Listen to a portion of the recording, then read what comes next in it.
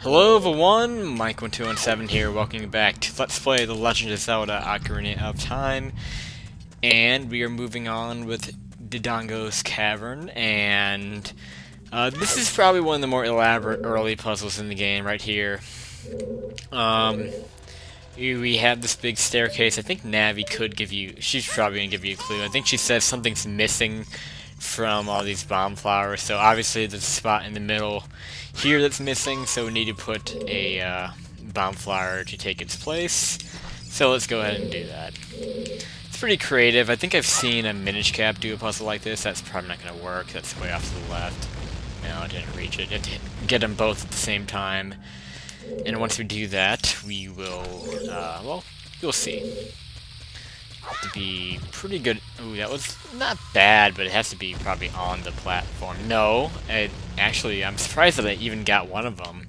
Okay, come on, let's stop messing this up. It probably is best to just drop it right there and get out of there quickly, though, because it's going to be just about ready to explode. Actually, that didn't really come as close as I thought it would. I always get afraid that it's going to blow up on me when I try to set it down there, but I had plenty of time there. So yes, that's going to drop down a big staircase. That's where we have to go to move on. But there is a bomba wall behind us, so this should lead to... Actually, this should just lead to the compass. I don't think this takes us to the Skulltula.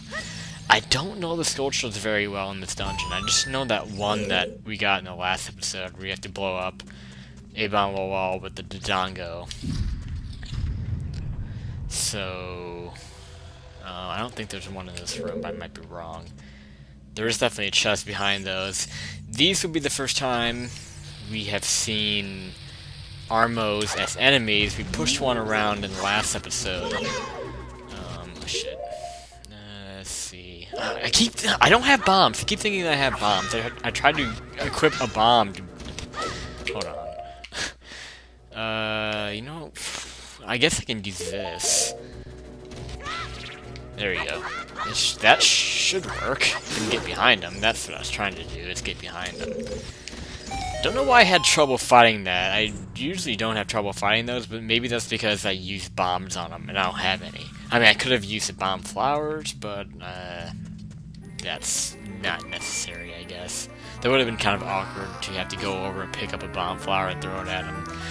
Whatever, so we got the compass. I guess I'll also mention, this is something I didn't really say in the intro, I guess because it wasn't very important, but I will also require myself to get the map and compass and all the dungeons. I mean, basically, like, the whole gist is I'm gonna do everything that I can do in the dungeons, as long as it's not get a heart piece.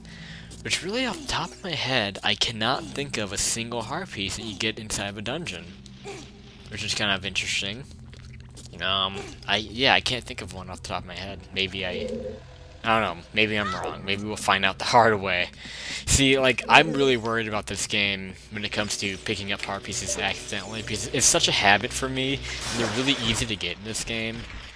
And I could see myself getting 3 heart pieces and getting to the same point that I was with the Wind Waker, when I had 3 heart pieces. And I mean, those, like, the heart pieces that I got in Wind Waker, a couple of them were pretty much unavoidable. This game, I just feel like I'm gonna do it by complete accident and do it by habit. I don't know. But anyway, thankfully, we got the second Skulltula there. And we have fire keys. I want to get rid of these so they're not bothering me. I always make sure I get rid of the keys in the room, so they're not bothering me.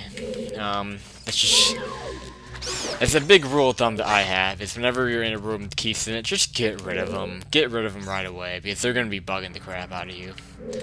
Okay, so here, and it's a pretty simple puzzle. Just push this guy out of the way. It's not really even classified as a puzzle. I mean, you would think these guys come to life, and actually, I think the other ones do come to life. The other Armos do come to life. It's kind of weird with these things. There's nothing that really indicates which ones come to life and which ones don't. And that can be kind of annoying to deal with, because it's just like, you'll timidly go up to one that could be pushed, you'll try to push it and it comes to life and it'll freak you out. I don't know, I feel like they could have done something to make it a little bit, like, some way to identify which ones come to life and which ones don't. That's a nice block there. So we're back in the main room. We can just jump across here, and this is kind of what I mean about you going in a circle with this dungeon. This is the third time that we've been in the middle room, so you're not really going in a true circle, but it's pretty much a circle. It could also be classified as maybe a figure 8, maybe, I don't know, whatever. Okay, this room's kind of weird. This is our first sight of the spike traps. This room, the camera comes in really close on you, and Navi's gonna, I think she's gonna force something on you. Yeah, she does give you a good tip here. So this is your proof that Navi isn't always terrible. She'll tell you that using Z targeting, you can kind of look around corners to see what's coming in tight spots like this. This does come in handy in a lot of points in the game, actually. So, yeah, Navi actually does something useful there. I forget what's behind here. You pull this out and reveal, if I can get over to it, a little indent in the wall underneath the... Okay, a heart. Just in case I get hurt somewhere in this room, which could happen, I guess. I want to get this back in there. Not completely. I want to have it at least a little bit out so I can climb on it, but, you know, something like this. What you're supposed to do in this room... I mean, this room, it seems like there's a lot that you could do here. With it being like a big maze, but really it's not, there's not really a lot you can do here. This should be rupees, 20 rupees, might as well get it. I remember so much about this dungeon, or just about this game in general, so... I know those things. I'm not trying to like strut myself or, you know, suck my own cock or anything, but, you know, I just... Little things like that, just things that I remember. But then again, I mean, remember, if you watched the last episode, then I kind of, you know, I did get lost at the beginning of the dungeon, so that's something. I kind of forgot what to do at the beginning. So, I'm not perfect. So, whatever. Wow, those guys always freak me out. Yeah, point taken right there. Gotta be careful when you're going around this dungeon. This dungeon, well, isn't much of a step up from the Deku Tree as far as puzzles go and just navigation. It is definitely a step up when it comes to enemies and just avoiding, you know... just as far as, like, taking damage. You are going to take a lot of damage in this dungeon. And this is obviously a big reason. You have to fight these guys twice. I do like how Skyward Sword kind of paid tribute to this in... what was it? I think it was the Fire Sanctuary, where they have a mini-boss kind of like this, where they have a bunch of platforms all over the place. And actually, the first time that we fight these guys, it was a little more reminiscent of Skyward Sword, because the platforms were shaped like pentagons.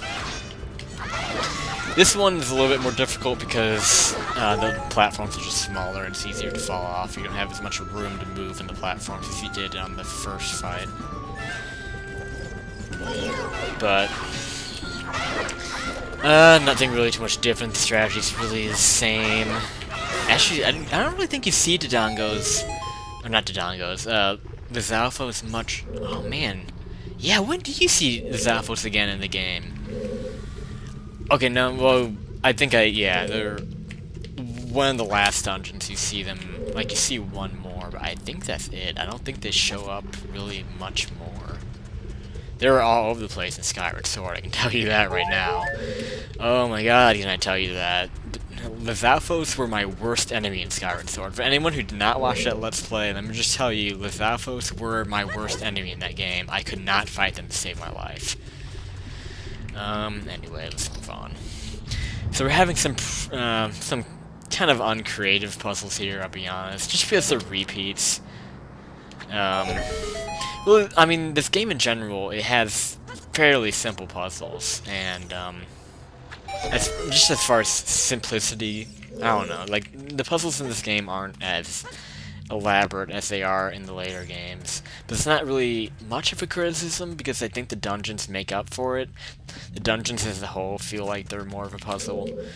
And I'll go into that more later when we go into the adult dungeons. Those pick it up a lot more. These child dungeons are just more of a, they put the training wheels on, they get your feet wet, and they kind of get you more used to just the 3D atmosphere, which I think it was good. I think that they did a good job of, like, just helping you get used to playing an adventure game in 3D like this, playing a Zelda game in 3D, and, they keep things simple in the early dungeons, which is how you should do it. Okay, so we just got the bomb bags, now we can actually finally use bombs on our own. And we will do that, of course. That switch right there made a shortcut back up to the top here. Like a platform that raises up and down. That will be helpful in case we fall, which is something that very well could happen. This right here, this is very interesting. Let's take a good look at this. This may look familiar to anyone who has played Super Mario 64. And this isn't as publicized in this game as it is in Mario 64.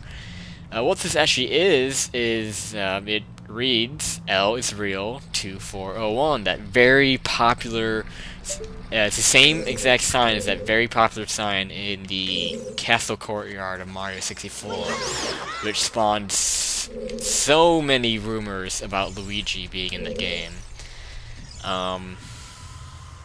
And who knows, maybe if we collect 2,401 rupees, we may unlock Luigi. That was the logic in Mario 64, maybe it'd work here. Okay, well, whatever. That's just like an interesting piece of trivia with this game. I just found it rather interesting.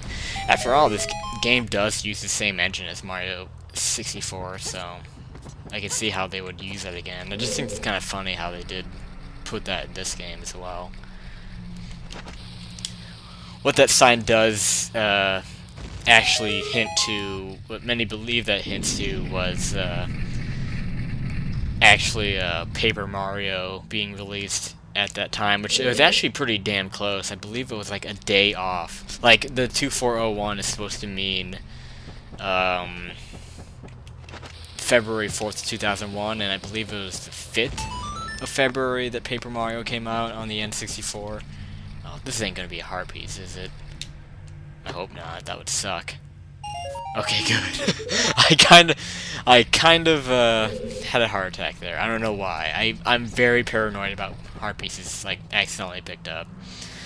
Okay, so we have opened up the main door of like the big dodongo's head.